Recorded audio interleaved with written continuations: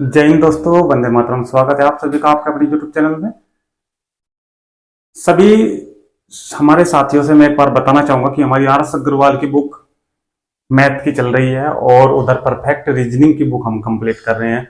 लगभग मैं रीजनिंग में 3 पार्ट डाल चुका हूं और इसमें 10 चैप्टर हमारे कंप्लीट हो चुके हैं। आर एस अग्रवाल के अंदर चैप्टर नंबर 11 की हम बात कर रहे हैं, जो हमारा चैप्टर है लाभ तथा हानि का।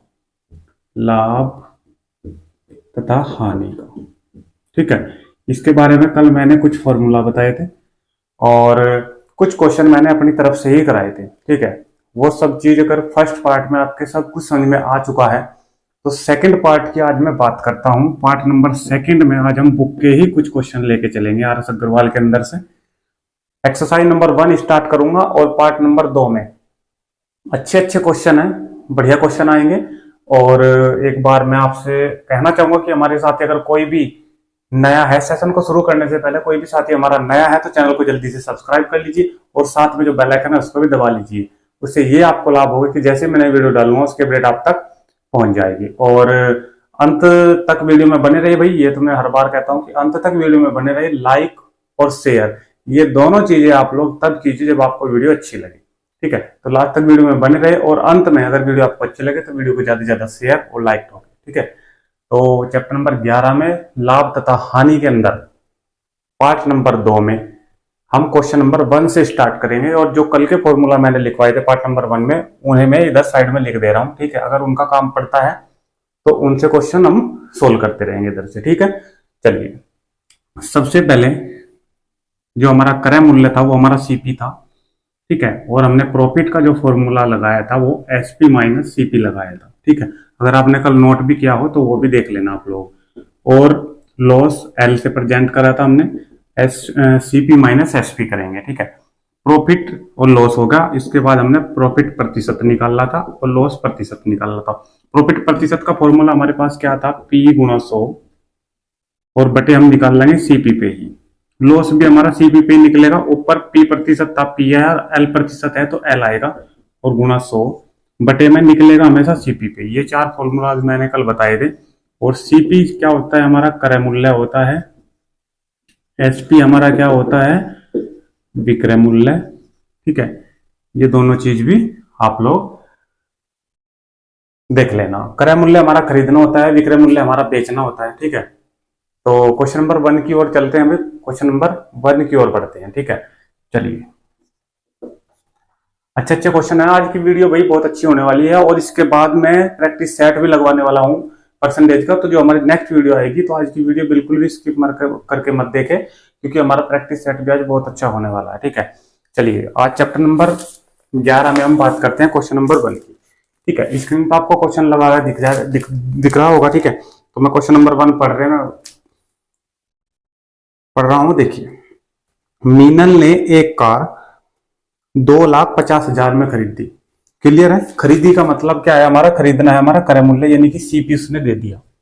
कितना, 2,50,000, ठीक है।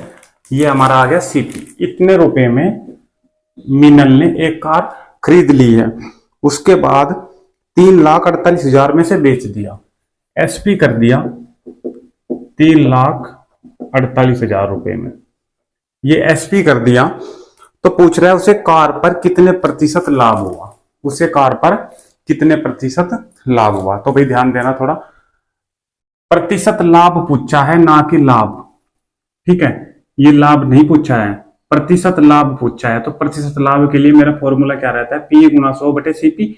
सीपी मेरे पास पहले से ही है, हमें पी चाहिए और पी का फॉर्मूला है एसपी माइनस सीपी, यानी कि प्रॉफिट हमें निकालना है, कितना प्रॉफिट उसे आया है।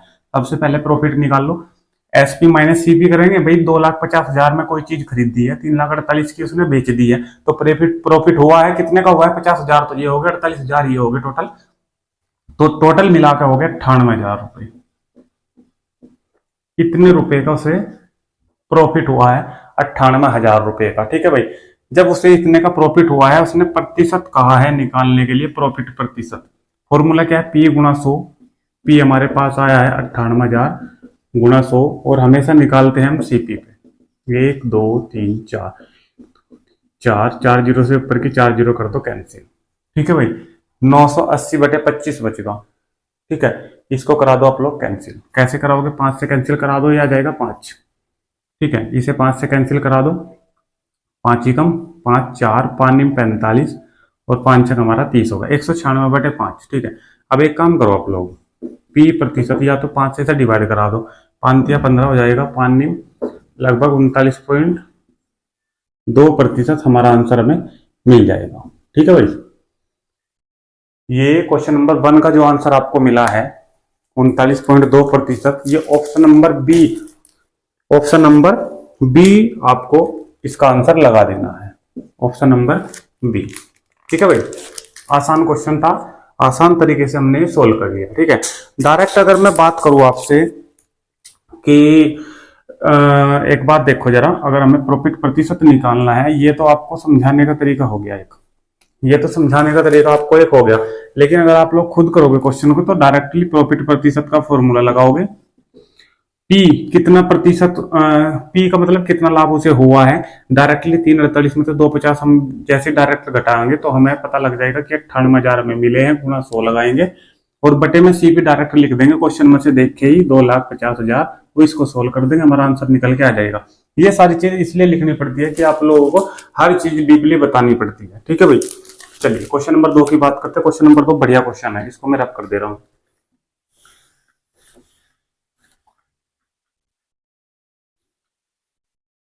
ध्यान से समझना भाई, बहुत ही आज अच्छे क्वेश्चन होने वाले हैं, बढ़िया क्वेश्चन है सभी, लेकिन अगर आप लोग ध्यान से समझोगे तो ये क्वेश्चन समझ में आएंगे, क्योंकि प्रॉफिट एंड लॉस का बहुत बच्चों को चैप्टर हमारा हार्ड भी लगता है। ठीक है, चलिए बने रहे, क्वेश्चन नंबर 2 की तरफ चलते हैं भाई।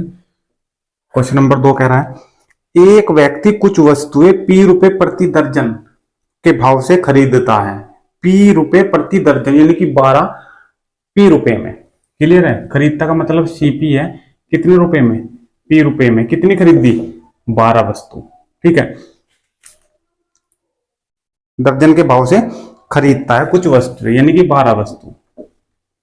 ठीक है, यहां 12 की बात हो रही है, 12 वस्तु की बात हो रही है, लेकिन तथा P/8 रुपए प्रति वस्तु है, यहाँ पे 12 नहीं है, ये चीज ध्यान देना ना, उसने दर्जन कहा है, एक का भाव दिया है कि एक P/8 रुपए के भाव से बेचता है तो उसका लाभ प्रतिशत बताना है। ध्यान रखना बात का, लाभ प्रतिशत के लिए P गुणा 100 और बटे CP चाहिए, CP मेरे पास पहले से ही है P रुपए। अब ध्यान देना, वो जो SP कर रहा है ना, वो चीजों को जो बेच रहा है वो P/8 रुपए पर वस्तु यानी कि एक वस्तु का मूल्य है, लेकिन हम लेके क्या चलेंगे? 12 वस्तु, क्योंकि इसने सीपी हमारा ज्यादा वस्तु का हम लेके चलेंगे, जो उसने लास्ट स्टेज पे वस्तु कही है वो कही है 12 यानी कि एक दर्जन। तो हमारे पास जो एसपी है, जो भाव है, जो हम बेच रहे हैं वो P/8 रुपए एक वस्तु का बेच रहे हैं, लेकिन हमें लेना है 12 वस्तु का। ठीक है, तो 12 से इधर गुणा कर देंगे, 12 के 12 वस्तु बन गई, और 12 से कर देंगे P/8 में। ठीक है, तो P/8 और गुणा 12, 4 तिया 12 और 4 दूनी 8, तो 3P/2। ये अब टोटल रुपए हो गए हमारे एसपी के। ठीक है, अब जो सीपी है वो P है और जो एसपी है वो 3P/2 है। अब यहां से हम P निकाल लेंगे और P प्रतिशत यानी कि प्रॉफिट प्रतिशत हम निकाल सकते हैं। तो P कैसे निकाल लोगे? P निकाल लेंगे एसपी माइनस सीपी, 3P/2 और माइनस P करेंगे तो P/2 आ जाएगा, सीधा सीधा था। कितना आ जाएगा? P/2। अब ध्यान देना, सीपी हमने P रुपए में खरीदी, वस्तुएं 12, कितने रुपए में? P रुपए में, लेकिन जो हमें लाभ मिला है वो P/2 यानी कि इसका आधा मिला है, तो सीधा सीधा सा हमें 50% का लाभ हो गया। कितने प्रतिशत का? फॉर्मूला लगाने की जरूरत भी नहीं है हमें। P प्रतिशत का भाई, P निकालने के बाद P प्रतिशत का फॉर्मूला लगता है, P प्रतिशत बराबर P ये गुणा 100 और बटे हम किस पे निकालते? सीपी पे। P से P कैंसिल और 2 से कैंसिल करेंगे 100 को, तो 50% हमारा आंसर आ जाएगा, और वही मैंने लिख दिया यहाँ पे। P रुपए में हमने खरीदी थी, और जो हमारा प्रॉफिट आया निकल के, जब हमने प्रॉफिट प्रतिशत चाहिए तो P निकालना पड़ेगा। जब हमने P निकाला तो P 3P/2 माइनस P करेंगे ना, SP माइनस CP करेंगे, तो 3P/2 माइनस P करा तो P/2 आगे निकल के। तो जब P/2 आगे निकल के प्रॉफिट है, P में हमने वो वस्तु खरीदी। भाई देखो, हमने 100 में खरीदी, ठीक है, हमने कितने में खरीदी? हमने 100 में खरीद ली, ठीक है, 150 में हमने बेच दी। ठीक है, 150 में हमने बेच दी, तो कितने ज्यादा में बेची? 50 रुपए ज्यादा में बेची। ठीक है,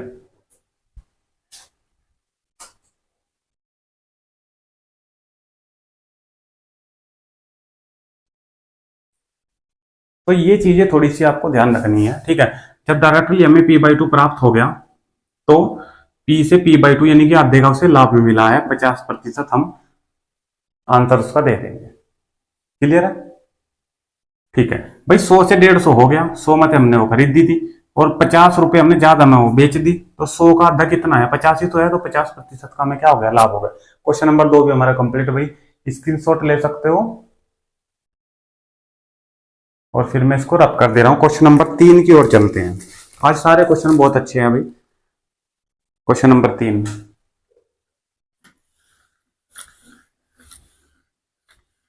चलिए क्वेश्चन नंबर 3, जिसको आज तक प्रॉफिट एंड लॉस नहीं भी पढ़ा है, तो भी भाई मैं ये बात आपको बिल्कुल श्योर कह रहा हूं कि बिल्कुल हीरो बना दूंगा प्रॉफिट एंड लॉस का।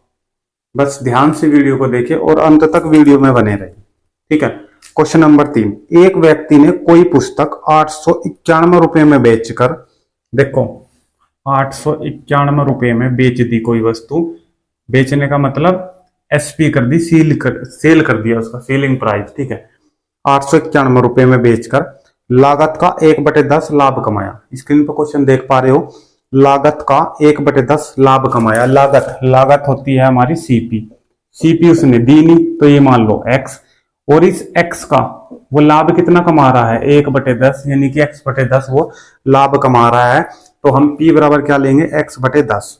उस पुस्तक का क्रय मूल्य कितना है? पुस्तक का क्रय मूल्य उसने पूछ लिया, ये जो हमने x मानना है, तो हमें x की वैल्यू निकालनी है। हमारे पास p है, cp है और sp है। देखो p है, cp है और sp है, ये फॉर्मूला लगा दो, आप लोग आंसर निकल के आ जाएगा। ठीक है, कैसे?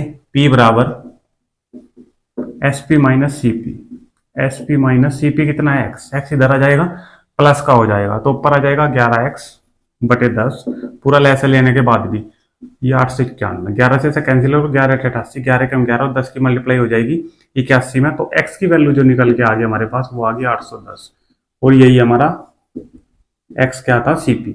तो हमारी cp की वैल्यू कितनी आगे निकल के? 810। तो क्वेश्चन नंबर 3 का आंसर अगर आप लोग देते हो तो ऑप्शन नंबर सी लगाओगे, बिल्कुल राइट आंसर आपको प्राप्त हो जाएगा। क्लियर? चलिए नेक्स्ट क्वेश्चन पे बात करते हैं। आसान क्वेश्चन था, बढ़िया क्वेश्चन था। क्वेश्चन नंबर 4 पे चलते हैं।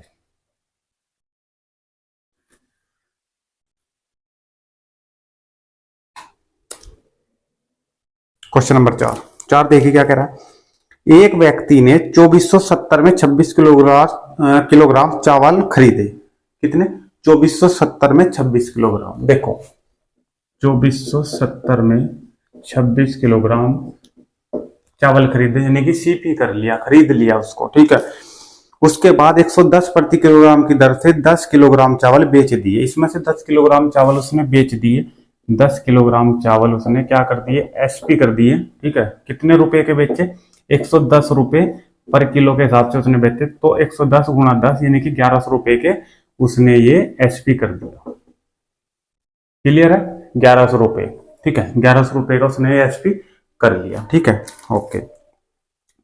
70 रुपए का लाभ कमाने के लिए उसे शेष चावल किस दर पर बेचना होगा? 70 रुपए का लाभ, देखो इतने में उसने खरीदे थे, इसको से 70 रुपए का लाभ चाहिए, तो पहले तो इसमें 70 ऐड कर दो।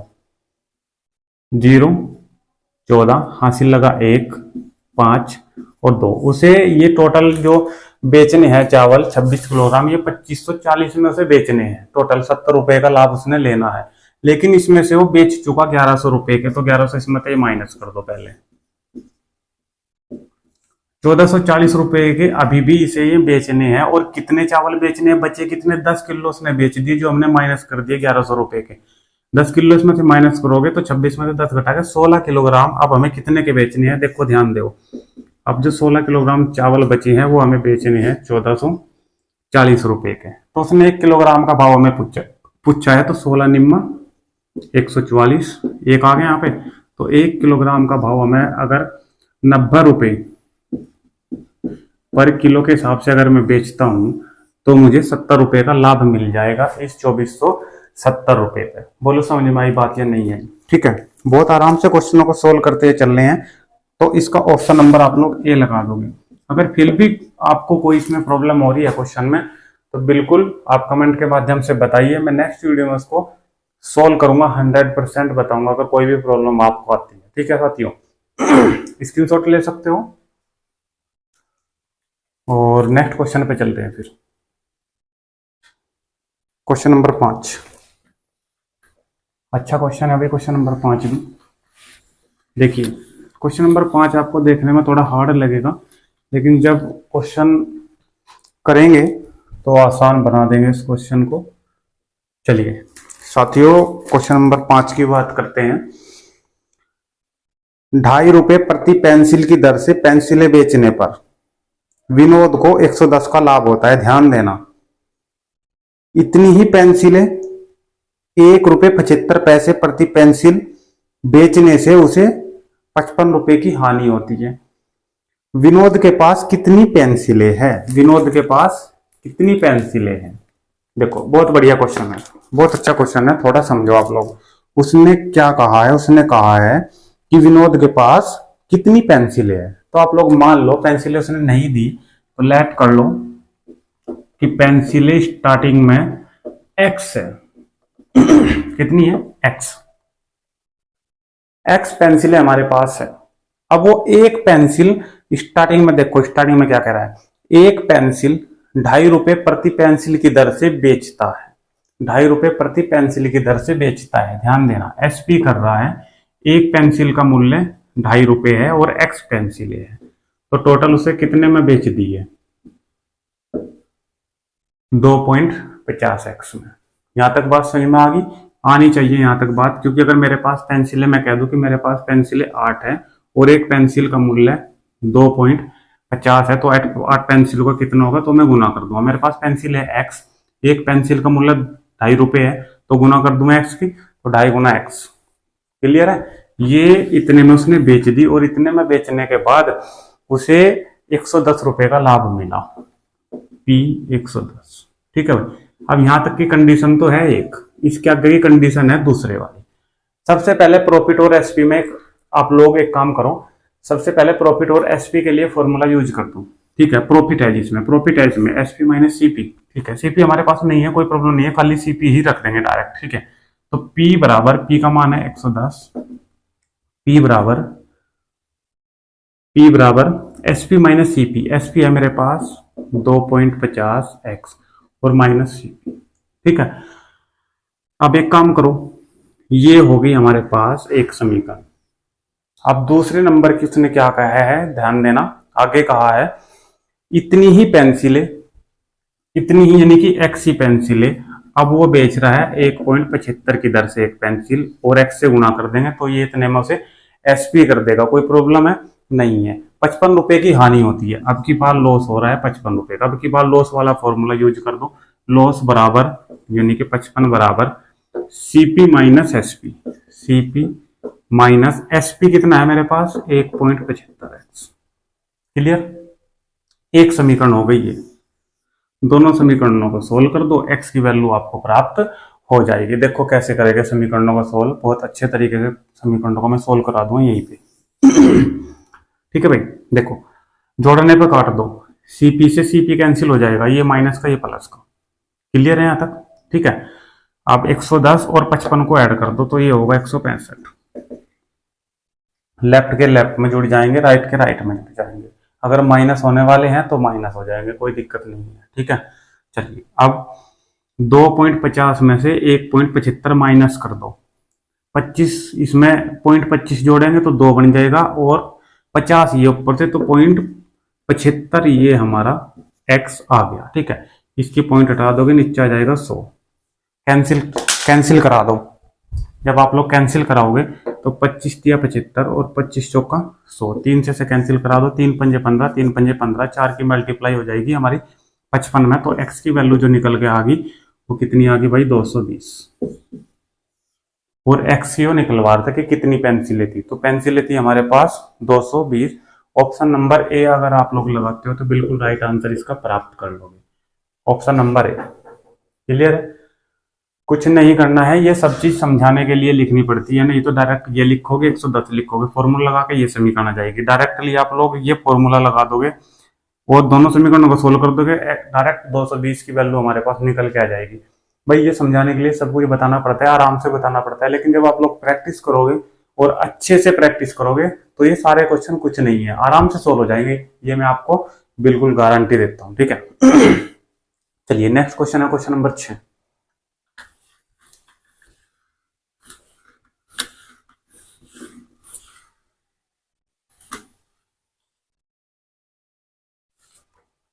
चलिए क्वेश्चन नंबर 6।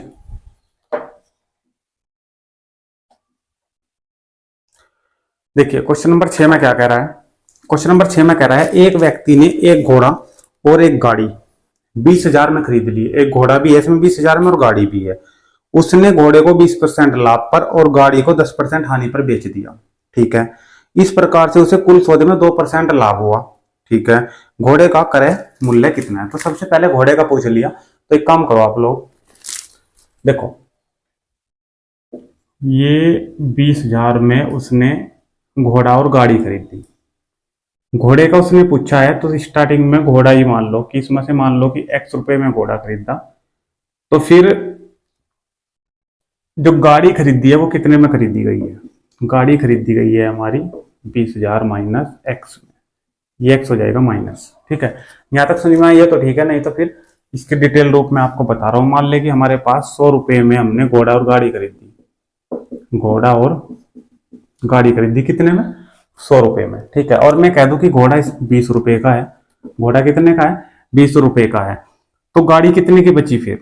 100 माइनस 20 यानी कि 80 रुपए की गाड़ी बच गई, तभी तो 100 कंप्लीट हो जाएगा। लेकिन लिखेंगे तो हम 100 माइनस 20 करके तभी तो 80 प्राप्त होगा, और वही काम मैं कर रहा हूँ। घोड़ा का X का है तो 20,000 में से ये X में माइनस कर दो तो गाड़ी जो है वो कितने की बची? वो 20,000 माइनस X की बची है। ठीक है भाई, ये होगी। फिर उसने कहा है कि उसने घोड़े को 20% लाभ पर, ये जो घोड़ा है X, इसको 20% लाभ पर 120/100 लिखेंगे। परसेंटेज पढ़ा चुका हूं, किसी को प्रॉब्लम तो सबसे पहले परसेंटेज का चैप्टर कंप्लीट कीजिए जाकर। ठीक है, और इसके बाद फिर कह रहा है कि गाड़ी पर 10% हानि। गाड़ी हमारे पास थी 20,000 माइनस X की, इस पर 10% हानि का मतलब 90/100। ठीक है, घोड़ा इतने में बेच दिया, गाड़ी इतने में बेच दी, दोनों को जोड़कर क्या प्राप्त हुआ? वो कह रहा है दोनों को जोड़कर 2% का लाभ हुआ कुल सौदे पर। जहां भी कुल आएगा वहां हमेशा प्लस लगेगा, ध्यान रखना। ठीक है, कुल कितना है? 20,000 है। ठीक है, उधर से हटा देता हूं मैं भाई, वो तो सब फॉर्मूला भाई सभी आपके याद हो चुके होंगे। ठीक है, क्योंकि थोड़ी इधर स्पेस की जरूरत है ना। 20,000 इस टोटल सौदे में कहा है कि 2% का लाभ हुआ है, तो 102/100। क्लियर है भाई? ये समीकरण जिससे समझ में आ गया हो तो क्वेश्चन हमारा सोल्व हो चुका है यहाँ तक। इसके आगे कुछ नहीं है क्वेश्चन में। घोड़े का क्रय मूल्य पूछा है, यानी वो हमें X मानना, तो X की वैल्यू इस पूरे समीकरण में से हमें निकालनी है। ठीक है, 100 इन दोनों में से 100 कॉमन लेकर 100 से 100 हमारा कैंसिल हो जाएगा। कोई प्रॉब्लम? ठीक है, नहीं है। 0 इसमें से इन दोनों में से 10 कॉमन लेकर 1 0 ये हमारी कैंसिल हो जाएगी। ठीक है, ये वाली। ठीक है, यहाँ कितना बचा? 12x प्लस 9 की मल्टीप्लाई इसमें करा दो, 9 दूनी 18, 1 2 3 4, और 9 की फिर x में करा दो, 9x बराबर, देखो ये पूरा 2000 बचा, 2000 की गुणा 102 में कराएंगे तो कितना हो जाएगा? 2 की मल्टीप्लाई करा दो इसमें, बस 2 दूनी 204, और ये 0 कितनी है? 3, इसके आगे लग जाएगी। ठीक है भाई, ठीक है। 12x में तो 9x माइनस करो, 3x बचेगा। 1,80,000 है, ध्यान देना, ये 2,04,000 कितना है? 2,04,000। ये उधर जाकर माइनस का हो जाएगा, तो 2,04,000 में तो 1,80,000 माइनस कर दो, 20,000 तो एक और 4 ये, तो 24,000 बच गया घटाने पे, और 3 से इसको 24 को कैंसिल करेंगे तो 8 और 3 0 ही, यानी कि जो x की वैल्यू हमें प्राप्त हुई है वो 8,000 हुई है। घोड़े का जो क्रय मूल्य है वो कितना है? 8,000 रुपए हमने प्राप्त कर लिया। क्वेश्चन नंबर 6 का ऑप्शन नंबर अगर आप लोग सी लगाते हो तो बिल्कुल राइट आंसर इसका प्राप्त कर लो। क्लियर है भाई? कोई क्वेश्चन ऐसा नहीं रहेगा, ये मैं पहले भी बोल चुका हूं, जो आपसे नहीं होता होगा। ठीक है, चलिए क्वेश्चन नंबर 7 की ओर चलते हैं। ये 6 में हटा देता हूं। क्वेश्चन नंबर 7 का जो फॉर्मूला है वो मैं आपको पहले भी बता चुका। परसेंटेज में भी इस प्रकार के क्वेश्चन बहुत सारे आ चुके हैं, ठीक है। चाय के मूल्य में 10% कमी होने पर एक व्यापारी ने 22,500 में 25 किलोग्राम चाय अधिक खरीद सकता है। 25 किलोग्राम चाय अधिक खरीद सकता है। चाय का मूल्य प्रति किलोग्राम कितना है? ध्यान देना, देखो चाय के मूल्य में 10% कमी होने पर, अगर चाय के मूल्य में 10% कमी हो जाए ना, अभी तक हुई नहीं है, अगर हो जाए, होने पर एक व्यापारी 22,500 में 25 किलोग्राम चाय अधिक खरीद सकता है। 25 किलोग्राम चाय अधिक खरीद सकता है।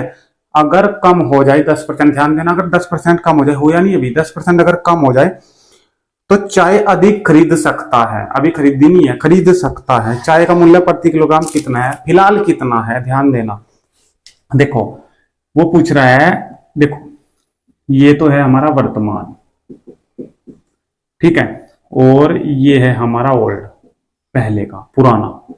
अब बात करता हूं फॉर्मूला कौन सा लगेगा, क्योंकि इसमें हमारे पास दर है, पैसे है और मात्रा है, तो फॉर्मूला आपको वही यूज करना है जो फॉर्मूला मैंने बताया था। दो फॉर्मूले बता रखे, अवमूल्यन मूल्य घटा मूल्य, रुपए गुणा दर बटे मात्रा गुणा 100, या फिर पुराना मूल्य का फॉर्मूला रुपए गुणा दर बटे मात्रा गुणा 100 माइनस दर।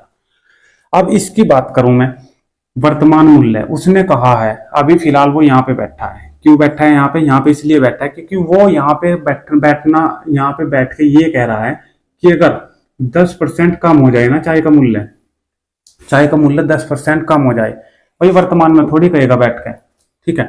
मान लो कल किसी ने कोई बात कही, क्या कि अगर 10% चाय का मूल्य कम हो जाए ना, तो ये जो व्यापारी एक है, ये 22,500 में 25 किलोग्राम चाय अधिक खरीद सकता है। उसने खरीदी नहीं, अभी खरीद सकता है। खरीदेगा कहाँ जाके? वर्तमान में, अभी खरीदी नहीं है उसने, तो वर्तमान तो जब उसने नहीं खरीदी, वर्तमान हमारा गया। वो बात कर रहा है पुराने मूल्य की, ओल्ड मूल्य की। चाय का मूल्य प्रति किलोग्राम कितना है, फिलहाल कितना है, जहां वो खड़ा होकर बात कर रहा है। ओल्ड मूल्य यानी कि पुराने साल में जो बात कर रहा है, मान ले कि यहाँ पे 2019 में खड़ा होकर बात कर रहा है कि अगर चाय का मूल्य 5% कम हो जाए तो ये 2020 में यानी कि कल मान लो ये ज्यादा खरीद सकता है, लेकिन खरीदी नहीं है, तो पुराने मूल्य की वो बात कर रहा है। पुराना मूल्य यानी कि ओल्ड मूल्य, ये चीज अगर सुनी में आ चुकी है आपके, तो मैं फॉर्मूला पुराने मूल्य ओल्ड मूल्य का लगा दे रहा हूं, और ये सब जो भी मात्रा दी हुई है उसमें पुट कर दे रहा हूं, ठीक है। देखिए ओल्ड पुराना मूल्य, क्या फॉर्मूला था? रुपए गुणा दर बटे मात्रा गुणा 100 माइनस दर। वर्तमान होता, अगर घटा मूल्य होता तो खाली 100 आ जाता। रुपए कितने दिए हैं? 22,500। दर कितनी दी हुई है? 10%। मात्रा कितनी दी हुई है? 25 किलोग्राम। और 100 माइनस दर यानी कि 100 मत 10 माइनस हो जाएगा, यहाँ पे बच जाएगा 90। कैंसिल करा दो, देखो 25 निम्न 225, 900 बच गया। क्लियर है? इस जीरो से ये जीरो कैंसिल, और 9 कम 9, 2 जीरो के आगे बच जाएगी, यानी कि 100 रुपए प्रति किलोग्राम का भाव हमें मिलेगा, ठीक है भाई। ऑप्शन नंबर डी अगर आप लोग इसका लगा दोगे तो बिल्कुल राइट आंसर इसका प्राप्त कर लोगे, ठीक है भाई। क्वेश्चन अगर समझ में आ चुका है तो नेक्स्ट क्वेश्चन की बात करते हैं भाई। ये क्वेश्चन नंबर हमारा 7 था, ध्यान देना। ये कौन सा क्वेश्चन था? क्वेश्चन नंबर हमारा 7 था, ठीक है। नेक्स्ट क्वेश्चन की बात करते हैं, इसका स्क्रीनशॉट लीजिए।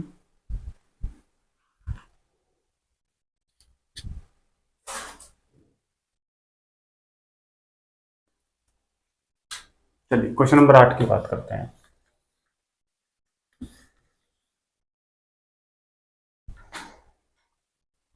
क्वेश्चन नंबर 8,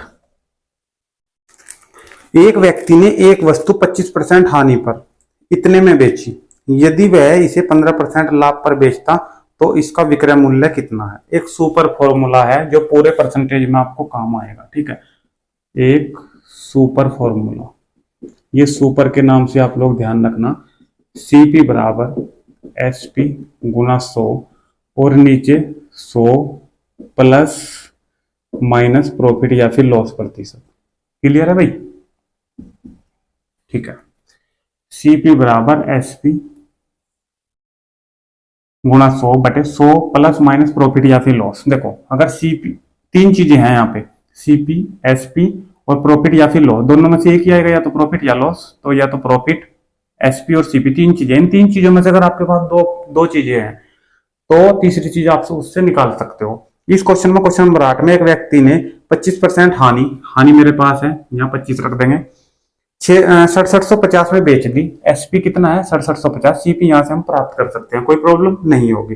ये फॉर्मूला लगाओ, CP बराबर SP कितने में बेच रहे हो, 6750 और गुना 100 है बटे 100 माइनस लॉस कह रहा है वो 25% का, 100 में से 25 हो जाएगा माइनस, तो 75 बच जाएगा। 25 से कैंसिल करा दो, 25 चौका 100, 25 या 75, 3 से कैंसिल करा दो, 3 दूनी 6, 3 दूनी 6, 3 पंजे 15, 2250 गुना 4 करो,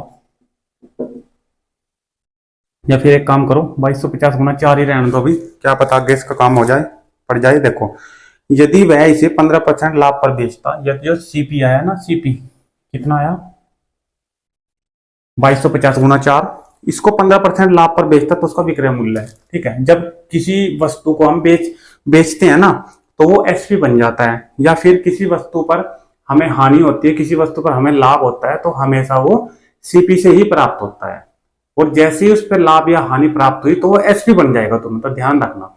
ठीक है, तो जब इस पे लाभ प्राप्त हो रहा है SP, अब हम इसे बेच रहे हैं, अब हम इसे कैलकुलेशन करके क्या फायदा है, यहाँ पे कटिंग होनी है। SP क्योंकि हम इसे बेच रहे हैं, CP हमारे पास जो खरीदा हुआ मूल्य है 2250 गुना 4, अब इसको हम बेच रहे हैं कितने में, 15% लाभ पर बेच रहे हैं, और विक्रय मूल्य पूछ रहा है, विक्रय मूल्य पूछ रहा है 15% लाभ का मतलब 115/100। क्लियर है, कैंसिल करा दो, 0 से 0, 5 2 से कैंसिल करा दो, 2 से कैंसिल करा दो, 5 से पूरा कैंसिल हो जाएगा, 5 चौक 20 और 5 25, 45 दूनी 90, और 90 की 115 में मल्टीप्लाई करा दो, 0 हो जाएगी, 9 5 45, हासिल लगे 4। ठीक है, 9 एकम 9 और 4 13, हासिल लगा 1, 9 एकम 9 और 1 10, तो 10,350 उसका विक्रय मूल्य आपको प्राप्त हो जाएगा, इतने रुपए। ठीक है, ऑप्शन नंबर की अगर बात करें तो ऑप्शन नंबर आप लोग इसका C लगाते हो तो बिल्कुल राइट आंसर इसका प्राप्त कर लोगे, कोई प्रॉब्लम। ठीक है भाई, चलिए